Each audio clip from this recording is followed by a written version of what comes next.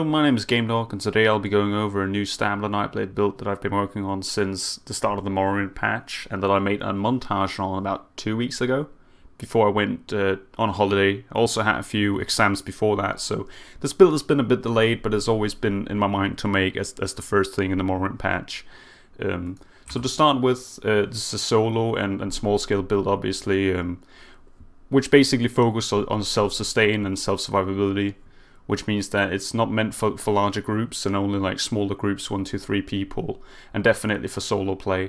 So to start out with, I'd like to just address that a few things has changed since last patch, which is why I felt like making this video first, because I made a montage from my Nightblade before the change here. So a lot of the CP has changed, all the reduced cost CP passives have been removed, and a lot of people have changed back into medium armor and so on. The same for this build here, so there's a lot more focus on recovery and self-sustain, especially stam recovery, and then a lot of the damage coming from the medium armor, and then the fact that I've switched to another damage set. So I'll go through the setups here first. And to start out with, we have the obvious flex spot here, the monster helms. You can put what you really want to on here. I was running Bloodspawn on this, on these two pieces in the montage, and I've been doing that quite frequently as well. But you can change this to what you prefer to. It's not really too important for the build itself. I chose to run Selene because it definitely is by definition the strongest of these monster helms. It's another proc set, sadly, and which really hurts this meta a lot, that a lot of people are running proc sets like this. The same for the damage enchant I have on my weapon, which I'll get into in a moment. But you can completely remove the proc sets from this build. You will take off some of the burst on the build by doing that. It'll make it a bit less bursty, and you'll have to think a lot more. So you can really do what you prefer there. I've just gone with the proc sets just to show you that this is the strongest version of the build that I'll present to you. Again, this is my version of how I would prefer to play a Nightblade if I were to. So this is what I've been running in the last three weeks. So 2 Selene, and then we got Eternal Hunt on backbar. This is again another thing that's very common among Nightblades at the moment. Eternal Hunt on backbar, and then a damage set here on front, which I chose to be Automaton, since you can grind this yourself at any level pretty much. So you don't have to go through Maelstrom Arena to get that freaking two-hander. Now there's another two-hander you can grind, but this is definitely more accessible for people who don't have the Maelstrom weapons and want another solution. So this time I've taken care of that. So we're running the Jewelry Automaton as well. I've only gotten the blue stuff because I only ran the dungeon in normal mode. I simply just couldn't bear running it in veteran so many times. So normal mode for me, and just ended up with these. But you can go change these if you grinded veteran, obviously, if you want to put the effort into it. But I'm lazy, so that's not going to happen. And then we got the 2 weapon damage enchantments and a recovery enchantment on the last piece here. The reason I'm running a recovery enchantment on the last piece is because of the fact that we don't have the reduced cost CP anymore. So I need to stack more recovery. And I found myself a sweet spot where I feel like I'm performing good enough with this, especially if you use Grim Focus here. You can get the recovery up a bit. The same if you use a potion. You'll actually get a bit more recovery as well over time on any of these 2 potions. I'm using Essence of Immovability in general, since that's going to give me, well, immovability, which is really nice if you don't have to CC all the time and you can stay and fight for a bit longer. This doesn't affect that you still need to roll dodge a lot, what am I saying? Which is where Eternal Hunt comes into play. So the way Eternal Hunt works is definitely, it's basically that when you roll dodge, you'll leave this mark on the ground. And I'm sure a lot of you are familiar with these all around Cyrodiil by now. It's a favorite among a lot of Nightblades, so it's not my idea in any way. This is a very general thing, but it's really, really good for when you're out playing outnumbered, especially because those tiles that it leaves when you run here, people will run into them and get stuck and so on. Plus they deal a bit of damage. As you can see, the proc is pretty strong as well, which you can use to your advantage. If someone runs into it, you can turn around and give it some burst, land an ultimate under them or something. You can use it to your advantage when someone runs into it. And you can consider this a proc set if you want to. I'll just consider it a very defensive set mechanic, and if people run into it, it's kind of their own fault. It's quite obvious spot. But again, if you don't want to run that, there are other alternatives you could run. But this is just version I'm presenting to you guys. So on the front bar here, we're running Oblivion enchantment on a automaton greatsword. So we have the damage set at front, and then we have the Eternal Hunt at back. As you can see here, we only have 4 pieces, but when we switch bars to the bow, we'll have 5. But then we'll only have 4 on the other bar here. So that's the bar switch we've done. And the reason I've chosen the Oblivion damage enchant on this weapon is basically because it ignores any type of resistance. You can't build resistance to Oblivion damage, which makes the proc very strong. It's definitely top of the line right here. Enchants. I'm also running a Magic Damage Poison, it's called, but it's really just an increased cost poison on my back bar. This is good for dealing with those really resourceful sorcerers or any other Nightblades that might roll dodge a lot, or in general just tanky people as well. They're gonna completely just corrode while you put this on them. No one can really sustain with this poison put on themselves. It's very hard to do. So again, a very strong ability, and you can take this out if you don't want to run poisons. There are other alternatives, damage enchantments, so on, but again, this is the stronger version that I wanted to present to you guys. So that is the sets, and we'll just go and have a look at the skills here. Sorry, what am I saying? The attributes and passives. So first up, our stamina is a bit low, but again, we've got quite a lot of upfront burst. We've got Oblivion enchants, we've got Selene on front on monster sets as well, so we don't need that much max stamina. And it's actually quite high compared to a lot of other proc Nightblades, especially if you have a look. It's basically because that we're a red guard here. I would prefer to run Wood Elf, but I don't want to pay for a race change. And that's a personal thing. I don't want to pay for that kind of stuff, really. But you can work this with any stamina-focused class, really. There are just some races that works better than others. But to run with a red guard is definitely a choice you could go with. So we got a pretty decent weapon damage if we swap the front bar and we buff this up here. It's not really 3k. But it doesn't really matter considering that we'll still hit that 8.5. You want to be above 8k on your spammable ability as far as I'm concerned, because that's how I play, and that's what I advise people to do usually to get above that 8k tooltip. I'm on 8.5k, which is pretty nice in my opinion. And as you can see here, so we got a pretty high critical rating. It's because Automaton gives us a bit of crit as well.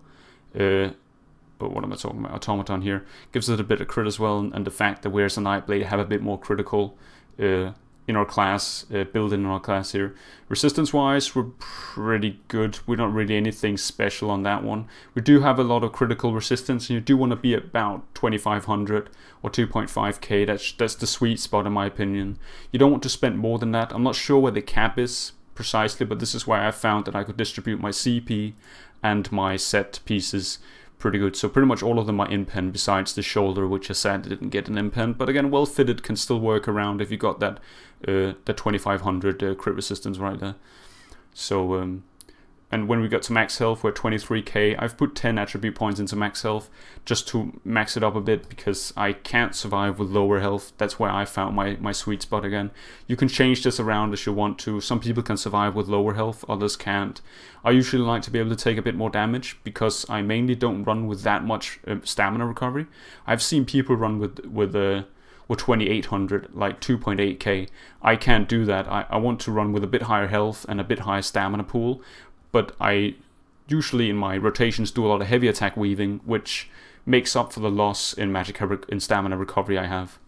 And that brings me to the food we're eating here, the smoked bear hunch here, which gives you both stamina and magic recovery, which really helps on magic recovery a lot. As you can see, it's actually 1100. It's not really that low, and it makes us able to cloak a lot more, use fear a lot more. If you want to, you can switch. Right now I got oh yeah, you can use shadow image instead of poison injection, for example, and move around a lot more. Shadow image is really nice for getting out of trouble if you're caught in a really bad spot or you're getting circled down or something. Really useful for survivability if you're a solo player, or even a small group as well, but not in bigger groups. Definitely a small group thing, I think. So that's the setup as it seems right now. Nothing into Magicka really, but again 10,000 is fine. We don't need more because of these Magicka recovery we have here. Health recovery is a bit low. We are a vampire, and some people will argue vampirism, you should remove it, it's not worth it. I personally think it's still worth it. Some people can have different ideas, you know, and I just, in my opinion, it's definitely still worth it in my case, considering that you take a lot less damage when you get low on health. I believe it's this one, yeah. So when you get lower health, you'll take less damage and so on. This has saved me so many times. On the other hand, people will hit you harder with fire, and they'll hit you harder with undaunted abilities, and so forth. So there's a lot of things that play into this. I usually still like running Vampire. It gives me a bit extra magic recovery and stamina recovery, so that's going to help me a bit more. The health regen is pretty low, it's pretty much non-existent, but still. But you can take this off and on depending on which kind of play you want to... which side you want to take action to. So let me get into the skills here. So first up we got Executioner. This is our Execute. It's a two-hander ability, and the reason we're running this over the other Execute I have up here, which I can just show you here, it's because this deals disease damage, which isn't really going to help our Automaton set. That's the first thing. Automaton increases the weapon damage of all of physical damage abilities, which includes any physical damage ability we have in our bar, which is pretty much all the 3 abilities we use for our general damage. It's not including our in-cap though, but it doesn't really need to. You could shift this out for something like the two-hander ultimate, but I'd still keep in-cap because of the cheaper cost and the fact that it stuns people and it reduces their healing. Oh my god, this ability is really, really nice to follow up with huge burst, and you can really get people knocked down with it really fast. So besides that, Executioner from the two-handed skill tree actually refunds us a lot of magic stamina recovery. It increases our stamina recovery by 30% for 10 seconds after killing a target. This is the reason we're running this. So it's really nice to use. If you can finish someone off, you'll get a lot more stamina recovery for that little duration. And I believe you can stack this with the extra recovery you get from potions and you get from Grim Focus or Relentless Focus here. So you'll be getting a ton of stamina recovery if you stack those. So next up we got our spammable surprise attack. The cost is kind of cheap. I don't think it's too expensive, to be honest. It's way less expensive than our ambush. It's basically one of the hardest hitting spammables we have in the game, and if you're playing a Nightblade or a stamina Nightblade in general, this is really the thing to go to. It also reduces our enemy's armor and has a cool tooltip, as you can see here on 8.5k, which is really nice. So nothing more to say about that. It's our main spammable. It's very nice burst, and it cuts through people like butter in general. It's really nice to line up with any other kind of burst, really, so use that one if you're playing a Stamblade. I don't know why you wouldn't use it if you're playing a Stamblade, honestly. Next up we got Ambush. I was usually using Rally last patch, or what am I saying? Critical Rush here. Which is a bit, it's a bit cheaper, and it also means that you travel live instead of you teleporting to the enemy. One problem I found with this though was that it's not able to... You're not able to gap close to enemies who are on different levels above you. If they're on a rock or something, you'll have a hard time sometimes. Even though you can exploit with this and simply just basically climb rocks and so on with it, there are some times where it just doesn't want to work. And then you have the infamous Robles World glitch thing, which you don't want to experience in any way while you're playing outnumbered. That's definitely the worst feeling you can ever get in this game, besides when it crashes and all the other shit that gets poured in our face. So ambush it is. It increases it also empowers our next attack, which is why I also use it. It's very nice to use within cap or any other lineup burst you have. So pretty nice. Plus it kind of makes the enemy stuck when you teleport to them. They're briefly like snared in the position, which means that they can't really run away. And it's also a really nice way to introduce them to the mass hysteria, because they're rooted for a little second there. You can pull out a stun. This brings us to our next ability here, Mass Hysteria. It's our main stun. It's a pretty expensive ability, but again, we don't use Magicka for much else than that, and possibly Shadow Image. So we will mainly just be using Mass Hysteria. The reason we're using this is because, in my opinion, this still is one of the game's hardest hitting stuns. It stuns up to 3 enemies, and it reduces the damage done on you. Or, yeah. which by 15%, which is really, really nice. The movement speed is also reduced. They're snared by 53%. And the range is a bit short, but it doesn't really matter if you use ambush or if you can get close enough. Just remember the range is not that as big as it used to be, I think. I think it's a bit smaller, but it's definitely it's the go-to stun on a Nightblade, whether you're playing magic or stamina, in my opinion. And next up here we got Rally. This is our main heal, even though we'll only use this occasionally when we get low enough on health to use a big fat heal from this thing. It has a pretty high cost, but again, we're only going to use it once the duration is nearly run out. So the thing is that you use this to gain weapon damage with a major brutality, and after it has been ticking for, let's say, 20 seconds, you can use it again to get a full fat heal, which is very, very reliable. Definitely more reliable than Vigor, which is our hot or overtime heal. So this is our main backup heal. We'll only use this if we get really low on health. Don't use it if you're down 75%, 50%. Use this when you're like down 25% health, when you're scratching at the bottom. This is what's gonna get you out of those sticky situations. And obviously, if you're running Shadow Image, you can combine these two, and you can be really mobile while constantly keeping your health flowing at all times there. So keep this up while you're running. It's also a major brutality bonus, which you need to have in this class play and pretty much any other stamina play, obviously. So next up here we got Incapacitating Strike. This is our hardest hitting ultimate. Again, it's not the hardest hitting ultimate, but it's the cheapest ultimate, and it's basically so cheap that it works, kind of works as an ability. You can use this every 10 seconds or something, pretty much 15 seconds maybe, and sneak in a really hard hitting attack that I believe if you have lower health than the enemy, you'll stun them, and and besides that, it'll also decrease the healing received, which is their healing done, I mean, which is really nice as well.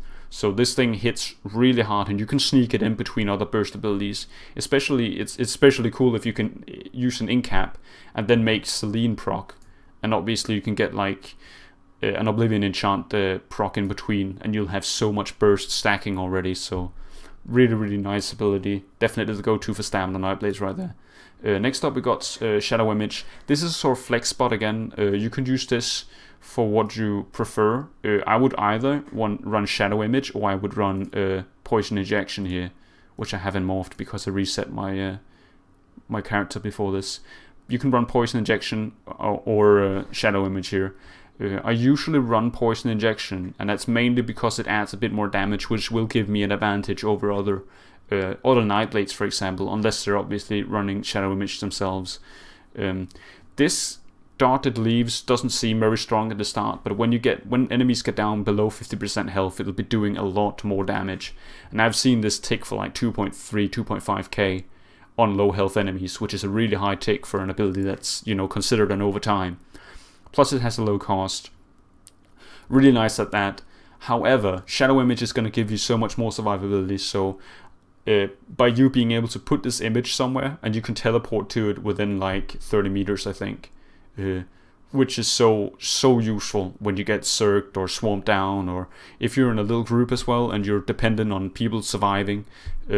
Having this up is really gonna help your case, and you're gonna be able to rest people who die or get out of really sticky situations. Just remember to keep it up and don't use it unless you're within its radius, because if you use it when you're out of its radius, you won't get to teleport, and you'll basically break it, kinda. Break the whole idea about using it. So this is a flex spot. You can use either of these two or any other ability you really want to. I've seen some people run with Scatter Shot. You can do that if you want to. But these are the two I'd recommend to run with. Next up we got Relentless Focus. This is a buff mainly, even though you can find a Spectral Bow which deals disease damage and so on. I usually just use this as an armor, as a weapon buff. It increases our damage done, and it increases our stamina recovery as well, which I believe stacks with potions, which can get our stamina recovery really high up. As you can see, I'm going to give you an example here. My stamina recovery is only 2300, but if I use this here, it'll jump to 2500, so it'll jump about 200 recovery just by using that ability. Plus the fact that it gives us 8% damage done to any and all of our abilities, which is really nice. So that's why we use this. Just remember to keep it up at all times, and you'll get the full benefit from it. I've sometimes actually used the spectral bow on sorcerers, for example, who are shield stacking and maybe a mind stacking, and you can't get close to them, so you just light attack, weave, poison injections, and charge up a spectral bow before you ambush in and use your incap or something, just to layer some burst before you enter, and remove those damage shields that they have. So you can use that. You can use it any occasion you really want to. You could switch it out if you really want to, but I'd recommend you keep this in your build. It's really nice for damage and stamina recovery overall. So next up here we got Shuffle. This is our major evasion buff. It's pretty expensive, so don't use it too often unless you really need to. But again, it increases your dodge stance by 15%. They lowered this from last patch, so it's not as strong as it was last patch.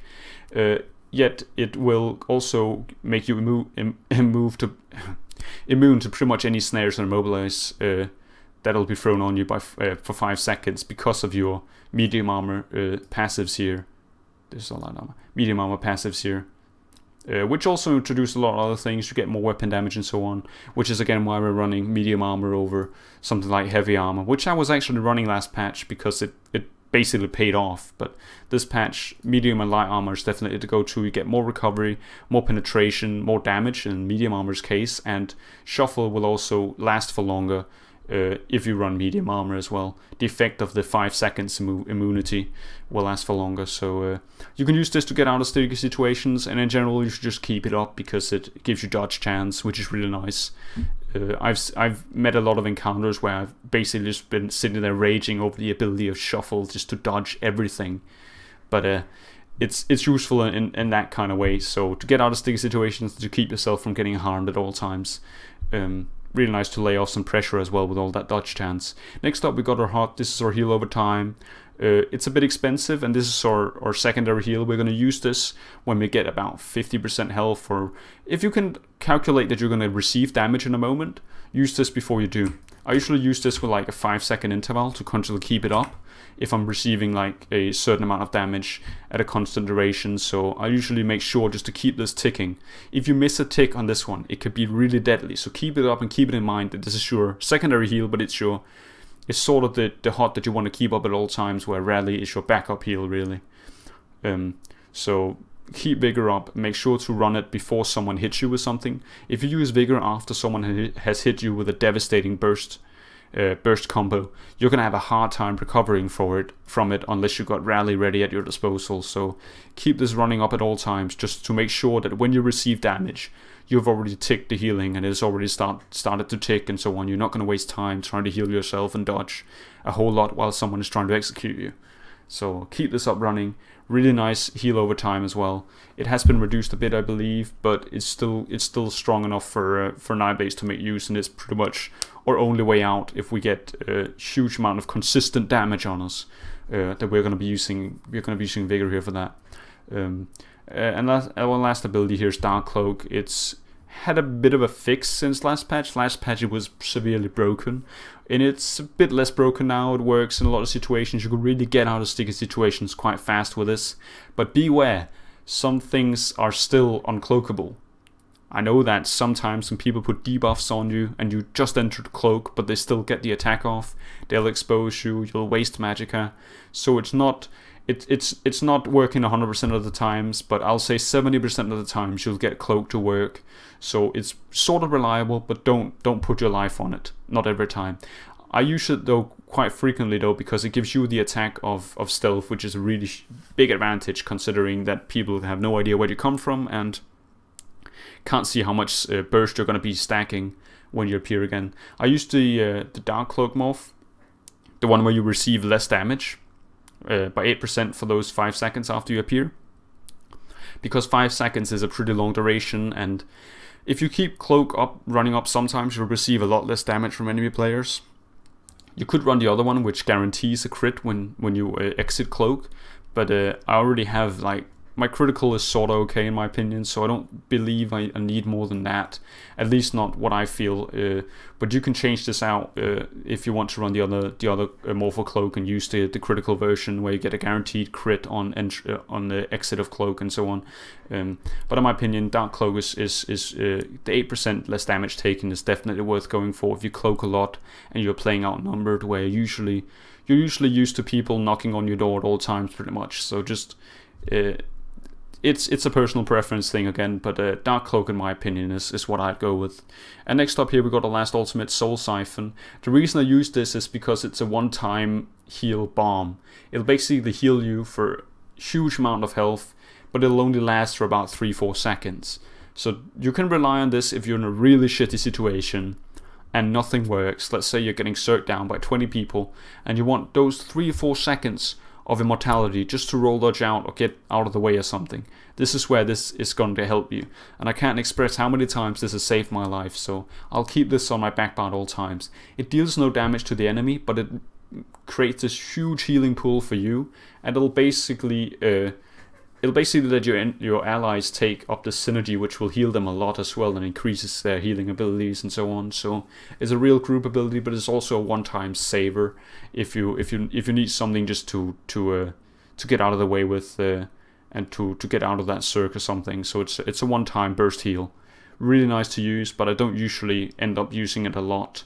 I'll usually end up using in cap, obviously, but if I can pull this in and I'm really pressured, this can give me enough time to think of a way out or get out of a really sticky situation. Especially if you use it in combination with Shadow Image or something like that, you can save yourself quite a lot there. So that's the abilities here. I just wanted to show. Okay, I did actually show what potions I'm running. Immovability, and I usually use these Essence of Stamina for sprinting or something. If I don't lack health or anything, I'll usually just pop one of these as well. It increases my stamina recovery and it's going to keep my sustain up. So let's go into the champion points here. This has changed a lot since last patch, mainly with the removal of the reduced cost trees here, but besides that, the scaling of the singular CP has changed a lot, so some will scale better than others, and right now in this meta it's more beneficial to spread out your CP and get more out of the singular stacks, as you can see here. So that's what I've done. I've put 10 into a bunch of these and 20 into some of these here, and only focused like huge amount on certain things. So Ironclad is one thing that I've taken, especially because it reduces damage taken from direct damage attacks, and direct damage attacks is the new it's the new thing. It's all those Nightblades running about. I believe even some of the magical abilities also count as direct damage, so this will keep you alive against players who are hitting with direct damage abilities, and it's definitely worth running more points into this than running into any of these really. So yet I've still put 20 points into these, obviously, to reduce damage taken from physical abilities, from magical abilities, and from overtime abilities. But as you can see, 20 points in this only gives me 5%, whereas it gives me 9% here. So they scale a bit differently now, and that's why it's more worth putting into Ironclad for that direct damage resistance than putting into any of these at the moment. And as you can see, I've spread into some of the other things here. More spell resistance, more physical resistance when wearing medium armor. I've put some into resistant as well, just for that critical resistance. I was lacking a bit of crit resistance, so I just put some into here. And that's again what you can do to hit that sweet spot of 2500. You can put some CP into it. If you don't got the right armor pieces, that's usually what I do. But you will have to suffer from, you know, taking some of your CP away from other CP skills that you could have needed. I've put 30 into crit recovery as well, increases my healing received as well. Is really nice for Vigor to pop and rally and so on, and other people's healing as well. If you have a Templar or a Nightblade in your group, a Magic and Nightblade, you're going to be receiving more heals from them. So overall, this is going to help you quite a lot. And then I have some into Expert Defender here to defend from light and heavy attacks, which a lot of people have liked to use now as well. Heavy attacks especially deal more damage, so you'll have to avoid some of that damage taken, and that's what I've done just by putting 10 points into here and there, you know. But you can change these around as you want to. This is just my setup and how I prefer to put them up. Next up here we got the tower, where I've put some into Siphoner. This is a really strong passive because it basically reduces your enemy's recovery in both magic and stamina. This is like one of those increased cost poisons, instead just attacking recovery. So you want to stack a bit into this. This is going to help you a lot in CP campaigns, obviously only. Next up we got the 10 points in the Warlord, reduces break free cost. You know, I could just put 10 points into that and get a bit out of that as well. Some bashing focus. The reason I'm having some points into this is because usually when I do my animation cancelling, I like to do that light attack bash or heavy attack bash. to animation cancel, and sometimes you'll end up bashing your enemy and it's going to cost you quite a lot of stamina. So having 10 points into this is not the biggest loss, and you get a bit more, it costs a bit less when you bash your enemy, which is going to help you in turn in your resource management. So next up here we got Mooncarved. This is our stam recovery. This passive changed a bit so it doesn't stack as well anymore. That's why I only put 64 points into it, because throwing more points, as you can see, the next one increases your stamina recovery by 13.12. It only gives me 0.11% more for the next passive. In my opinion, that's a lot to put into something that you don't get anything out of, pretty much. So I've just left it here at 64. Just thought we got Arcanist. I've put some points into this as well, even though it still scales kind of weirdly and doesn't give you the biggest benefit. Yet again, it's going to help my Magicka recovery top a bit more, which is why it is as high as it is. Kind of useful. I've used the last of my points I needed to Tumbling, because Tumbling scales really nicely this patch, apparently. 66 points gives you 22% reduced cost on dodge rolling, which you know you're going to use if you're using Eternal Hunt. You're going to be dodge rolling a lot, right, to leave those marks everywhere. And have some reduced cost, plus the fact that I'm actually having one piece well fitted, which is going to help me by 4%, which doesn't seem a lot, but again, it adds up to the full bonus of it. It's going to keep my roll dodges nice and cheap. And next up here we got Befoul. Increases or healing damage reduction abilities effect, the effectiveness of healing reduction abilities. And the reason I'm having this is because of the fact that I'm running Incap here, which reduces the enemy's healing done. So again, using that just so I can plant an Incap and have the enemy healing for a bit less, which in turn is going to make it much easier for me to break the enemy down. If they go on full defensive mode, and I can just heal debuff them like that. It also works if you have any other poisons that is gonna decrease your enemy's healing. This thing is gonna help out on that one. And as you can see, 10 points is gonna give me 10%. That's a huge scale of just spending 10 points. So I'm getting a lot out of my CP by putting something into this one here. 10% compared to, again, I put 20 into this, I only got 5% increase. So it's a really nice scale on that one as well. Next up here we got the Apprentice here. We got Blessed, and again I'm running this for more healing received. Increases my healing done, which I guess also applies to myself, so it'll be helping my rally and vigor in the long term. So spending 30 points into this is not the biggest loss. Next up here we got the Atronak, and I've put points into both Physical Weapons Expert and Master at Arms. Important is that Master at Arms is really strong with this build, considering most of your damage is upfront physical damage, or direct damage as it's called, which is going to scale by 12% more, which applies to each of these abilities here, I believe, because they're all direct damage abilities. So you're going to be getting so much more damage by running this than you would get from running this. As you can see, this only gives me 11.95, and it's 55 points I've spent compared to the 30 I've spent into this. But those two together stack really nicely with the damage of my direct damage abilities. Next up here we got Physical Weapon Expert. I'm using this for my light and heavy attacks, as well as my bow light attacks I'm doing. Usually when I start out a fight, you'll usually start from sneak or something to get the heavy attack off. You get a chance to plant your poison, and you also get that critical damage from stealth bonus, which is going to be really nice with the 12% extra damage you get from this thing. So you can really make good bursts with it. It's really nice to use with light and heavy attack weaving as well, as I said, like light attack bash combos with a surprise attack and so on. So you're going to be dealing a lot more damage when you're doing that, obviously. And again, so keep some points into this. 20 points is not a huge loss compared to how much percentage it gives you. This is a really nice stacking CP passive as well. So next up here we got I've put 20 points into these two and 30 into piercing. So Thermaturge is our overtime ability. We pretty much only have one of them, which is a poison injection. That's why I didn't spend too many points into it. But again, if you watch at the overtime damage here, it's not huge, but it's gonna help it when people get lower than 50% health. This thing is really gonna stack well with the poison injection when people get lower than 50% health. It's really gonna stack well in that. Next up here we've got Precise Strikes. This is our critical damage. We've got quite a good amount of critical, We got a bit less on the front bar, I think. Yet still, it implies that we need to put some more damage into our critical abilities because we're going to hit so many crits. Some people will think, oh yeah, but then everyone is running impen, why would you put anything into this? Impen doesn't mean that your criticals do no damage, it just means that they do severely less damage. But you can still do a great amount of critical damage on people who are wearing full impen. And, you know, for people who don't wear impen, which there are, as I've said before in other build videos, there is a surprising amount of people who don't wear impen. This thing is going to hit really hard with that much critical damage and extra critical damage added from this passive here. So 20 points is not too much to lose in there as well. Next up we got piercing. This is our physical penetration. We're not running a maul anymore.